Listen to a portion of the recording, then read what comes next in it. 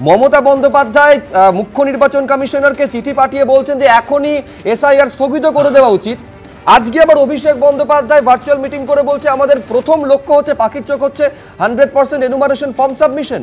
মানে মমতা বন্দ্যোপাধ্যায় বলছেন এসআইআর মানে স্থগিত করে দেওয়া হোক, পোস্টপোন করা হোক, অথচ অভিষেক বন্দ্যোপাধ্যায় বলছেন 100% এনুমারেশন ফর্ম ফিল আপ করতে হবে। মানে দলের লাইনে কি দুরকম পথ দেখা যাচ্ছে? কোনো দুরকম না। একটা কথা বলে না, জন স্টুয়ার্ট মিল বলেছিল, despotism is a legitimate mode of government in dealing with barbarians. মানে বর্বরতা হলো বৈধ, বর্বর শাসনের একটা বৈধ উপায়। যে কাজে করছে আগের কোনো এসআইআরে ভেরি রিসেন্ট ডাটা ছাড়া হয়নি। 2 নম্বর, এসআইআর নাগরিকদের কোনো ফর্ম পূরণ করতে হয়নি। আর এখানে 23 বছর আগের ডেটা নিয়ে, যার জন্য অল্প সময়ের মধ্যে আজকে 35 জন মারা গেছে, এখানে 3 জন, সারা ভারতে প্রায় 15 জন মারা গেছে। কেন হচ্ছে?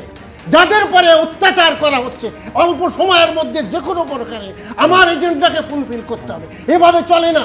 নিশ্চয়ই এসআইআর হোক, বৈধ নাগরিক। আজকে যে কথা বলছিল 1 কোটি, দেখা যাবে কোথায় 1 কোটি মুসলমান বাদ যায়। আর যারা যাচ্ছে তারা প্রান্তিক মানুষ, অর্থনৈতিক কারণে এসেছিল। আমার দুটো কথা। একটা হচ্ছে আপনি অল্প সময়ের কথা বলছেন, 2002 সালে যেটা হয়েছিল সেটা 4 মাসের মতন সময় হয়েছিল। 2001 বলতে দিন, দর্শকদের জানতে দিন।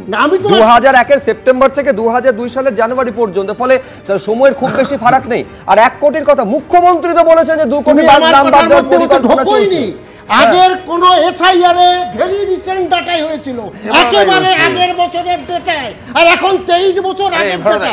2 নম্বর, কোনো ফর্ম পূরণ করতে হয়নি।